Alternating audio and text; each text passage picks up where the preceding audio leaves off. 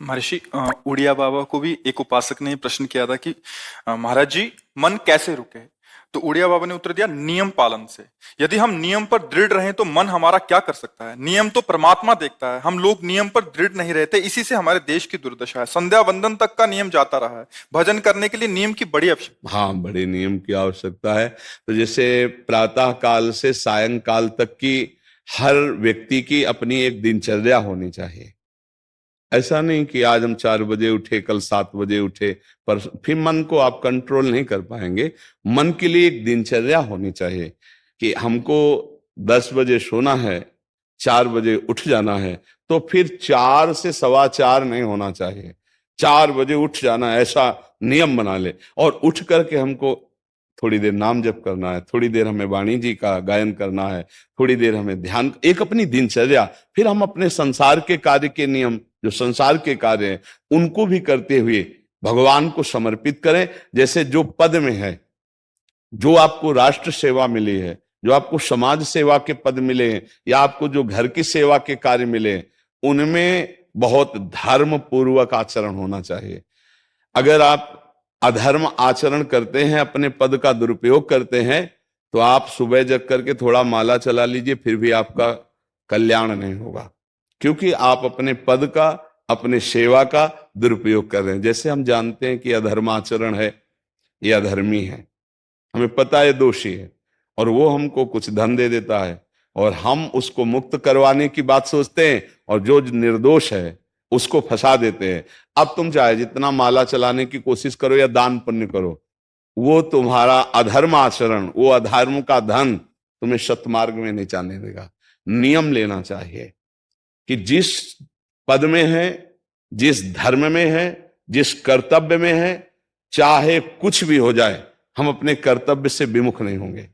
जितना जप महान है, उतने कर्तव्य महान है। दोनों बातें समझना है। जब माला फेरा और इसके बाद बेईमानी, अधर्माचरण, इनका कोई नियम नहीं है कि हमें कैसे चलना है, तो वो माला काम नहीं कर पाएगा। क्योंकि उसका तभी सत्य भाव माना जाएगा माला जपला, जब धर्माचरण है। धर्माचरण नियम से। बोले वो बड़े कट्टर नियम वाले हैं, उनको घूस नहीं, आप उनको भयभीत करके नहीं काम करवा सकते, प्रलोभन में काम नहीं करा सकते। ये हमारी गृहस्थी है ना, तो गृहस्थी के पालन के लिए धन चाहिए, और धन के लिए हम धर्म को आगे रखें, धन को नहीं। धर्म को, हमारा कर्तव्य क्या, प्रायः जैसे पूज्य बाबा ने कहा, आज हमारे देश में बहुत दुर्दशा हो रही है। दुर्दशा हो रही, क्यों? क्योंकि सब अपनी जगह से गलत हो रहे हैं। अगर अपनी जगह हम ठीक रहे तो हमारी दुर्दशा नहीं होगी। हमारा भजन कम होगा, लेकिन हम धर्म से चल रहे हैं तो हम विजयी होंगे। हम भगवान को प्रसन्न कर सकते हैं, क्योंकि हमें जो कार्य मिला है वो भगवान का ही कार्य, सृष्टि भगवान का कार्य। जैसे नए बच्चे कुछ वकालत पढ़ रहे थे, तो यहाँ के प्रश्न किया था कि हम जानते हैं कि वो दोषी नहीं है, हम जानते हैं कि वो दोषी है, पर दोषी हमें पैसा दे रहा है, तो हम वकालत पढ़ी इसीलिए, हम उसको जिताएंगे, तो ये क्या कोई पाप है? तो उनका खुला पाप है। बोले नहीं, हमारी कोई ऐसा कंपनी दो, ऐसा कुछ बोले कि हमारी कंपनी को ये सिखाया जाता है, तो हमको तो ये करना ही होगा, अगर नहीं करेंगे तो हमारी वकालत का मतलब क्या रहा? तो नहीं, वकालत का मतलब अधर्मी को मुक्त करवाना नहीं है। वकालत का मतलब अधर्मी के सबूत एकत्रित करके उसको दंड दिलवाना है, और धर्मात्मा को मुक्त करवाना है। अब इसके लिए आपके पास अर्थव्यवस्था अगर कमजोर भी है, तो धर्म व्यवस्था आपकी पूरी है। धर्म व्यवस्था ठीक है तो परिवार स्वस्थ रहेगा, सुखी रहेगा, भगवान आप पर प्रसन्न रहेंगे। अच्छा, फिर हमने तर्क रखा कि जैसे आपकी बहन के साथ कोई गलत व्यवहार करे, आपको पता है, और वो आपको 10 लाख रुपया घूस दे, तो क्या आप उसका पक्ष लेंगे? नहीं। तो फिर दूसरी बहन के साथ किया है। अब यहां विचार करना है ना, अपने भाई का अगर कत्ल किए हो, मुझे पता हो कि ये दोषी है, तो क्या हम पैसे से उसको मुक्त करने देंगे? लगेगा कि जान की बाजी लगा देंगे, और तुम्हें हम, ऐसे ही एक गरीब आदमी की किसी ने हत्या की, तो आपका पक्ष बनता है। पर यह ज्ञान कहां मिलेगा? बिना अध्यात्म के ज्ञान तो मिलेगा नहीं। ज्ञान तो इस बात का मिला कि कैसे पैसा कमाया जाए। अच्छा, वो पैसा यदि अधर्म से आया है तो आपकी दुर्दशा कर देगा, आपकी बुद्धि भ्रष्ट कर देगा। तो जो बाबा कह रहे हैं कि आज हमारे समाज की बड़ी दुर्दशा हो रही, उसका कारण यही है कि हमें अध्यात्म का ज्ञान नहीं, हमें धर्म का ज्ञान नहीं, और बड़ी बड़ी गलतियां हो जाती है। बिल्कुल पता है आदमी निर्दोष है और हम धन के प्रभाव से उसको दंड दे देते हैं। वो दंडा भगवान जब आपको पलट कर देंगे तो आप सह नहीं पाओगे, उसका परिणाम बहुत बुरा होता है। तो इसलिए समाज को चाहिए अपने अपने कर्तव्य का पालन करते हुए एक नियमावली बना ले। जैसे कुछ दुकानों का नियम होता है कि वहां फिक्स रेट होता है, नहीं होता। वहां ये नहीं चलेगा कि कसम से कहते हैं कि तुम्हें हम अपना जान करके कि 100 रुपया मीटर ये मिला है, हम बिल्कुल मुनाफा नहीं ले रहे। नहीं, झूठ क्यों बोल रहे हो? दुकान खोले हो मुनाफा के लिए, झूठ क्यों बोल रहे हो? नहीं लेंगे मुनाफा, हम जितने का लाए हैं उससे मुनाफा लेंगे, पर 120 रुपया मीटर देंगे, कपड़ा बढ़िया है, नाप फिट है, इससे नीचे नहीं उतरेंगे, हमें सफाई देने की जरूरत नहीं है कि हम कसम खाते हैं या ऐसा। हम जानते हो ये बिजली है, दुकान है, नौकर लगे हैं, तो इसका मुनाफा लेने के लिए दुकान खोलें, कोई दान करने के लिए तो नहीं। तो सबको पता है मुनाफा लेगा, लेकिन एक फिक्स दाम, उसे 10-20 रुपया का मुनाफा लेकर के हम उसको बेच रहे हैं। लेकिन झूठ क्यों बोले? बोले झूठ के बिना धंधा नहीं चलता। नहीं, ऐसा नहीं है। अब असत्य बोलोगे तो उससे जो आपको मुनाफा मिलेगा वो आपकी बुद्धि भ्रष्ट करेगा, और सत्य है कि मुनाफा के लिए है वही चीज, और आप एक फिक्स रेट में दे रहे, बढ़िया है। अब अगर आप कोई मिलावट करके भोजन सामग्री दे रहे हैं, आपको पता है, तो जो खाने वाले के हृदय में बैठे हुए भगवान है वो तुम्हारे जीवन में मिलावट कर देंगे, तुम्हारा जीवन महान दुखमय हो जाएगा। ये कहां समझा जाता है? एक आदमी सिंथेटिक दूध बना रहा है, उससे कहो ये अपने बच्चे को पिलाओ, नहीं पिलाएगा। फिर ये दूसरे का बच्चा जब पिएगा तो उसकी हालत क्या होगी? दूसरे शरीर में जाएगा तो हालत क्या होगी? वो केवल धन की बुद्धि रख रहा है। एक आदमी घी में केमिकल मिला रहा है, एक ऐसे अभक्ष पदार्थ मिला है, वो स्वयं नहीं खाएगा, लेकिन वो होटलों में भेजा जाएगा, हजारों लाखों लोग खाएंगे, बीमारी बढ़ेगी, उसको रुपया से मतलब है।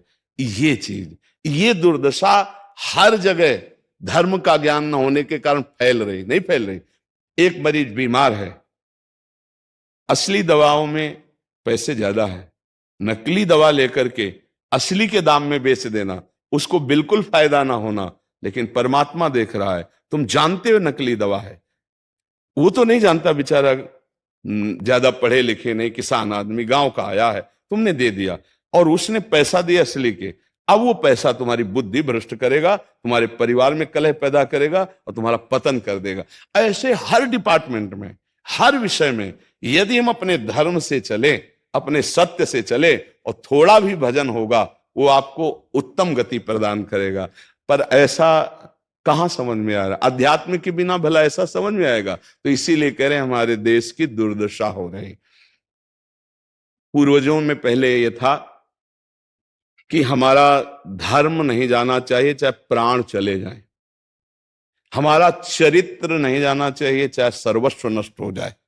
आज इसकी कोई परवाह नहीं, तो उसी से बुद्धि भ्रष्ट हो जाती है, जीवन एक पशुवत आचरण वाला हो जाता है, और वो अपने को बड़ा सुखी समझने लगते हैं कि हमारे पास बड़ा वैभव है। लेकिन प्यारे, उस दिन को याद करो जिस दिन तुम्हारा आखिरी समय होगा, ना तुम्हारा फार्म हाउस जाएगा, ना महल तुम्हारा जाएगा, ना बैंक बैलेंस जाएगा, ना कोई व्यक्ति, और ना ये शरीर। अब तुम्हारे कर्म तुमको भोगवाएंगे। उस समय की कौन याद करता है?